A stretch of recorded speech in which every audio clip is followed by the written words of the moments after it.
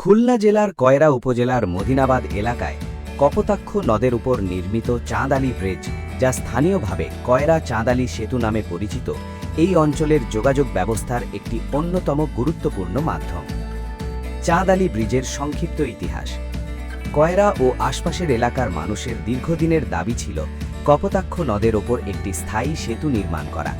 এই সেতু নির্মাণের পূর্বে এলাকার মানুষকে খেয়া পারাপারের ওপর নির্ভর হতে হতো, যা ছিল অত্যন্ত ঝুঁকিপূর্ণ ও সময় সাপেক্ষ।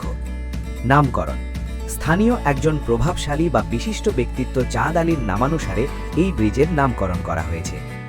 গুরুত্ব: এই সেতুটি কয়রা উপজেলার সাথে পার্শ্ববর্তী এলাকা এবং খুলনার মূল ভূখণ্ডের সরাসরি সড়ক যোগাযোগ স্থাপন করেছে।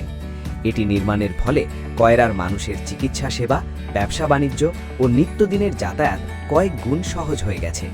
বিশেষ করে সুন্দরবন উপকূলীয় অঞ্চলের মানুষের অর্থনৈতিক উন্নয়নে এই সেতুটি বিপ্লব ঘটিয়েছে। ব্রিজের পিলার ও সিঁড়ি সংখ্যা। পিলারের সংখ্যা: কপোতাক্ষ নদের ওপর নির্মিত এই মূল ব্রিজে মোট ৮টি পিলার রয়েছে, যার মধ্যে নদীর মূল অংশে এবং নদীর দুই পাড়ের সংযোগস্থলে পিলারগুলো বিন্যস্ত। সিঁড়ি সংখ্যা: ব্রিজে সাধারণ পথচারীদের ওঠানামার সুবিধার্থে দুই পাশে সিঁড়ির ব্যবস্থা রয়েছে। ব্রিজের দুই প্রান্তে নদীর পাড় থেকে ব্রিজে ওঠার জন্য দুটি প্রধান সিঁড়ি রয়েছে, প্রতিটি পাড়ে একটি করে।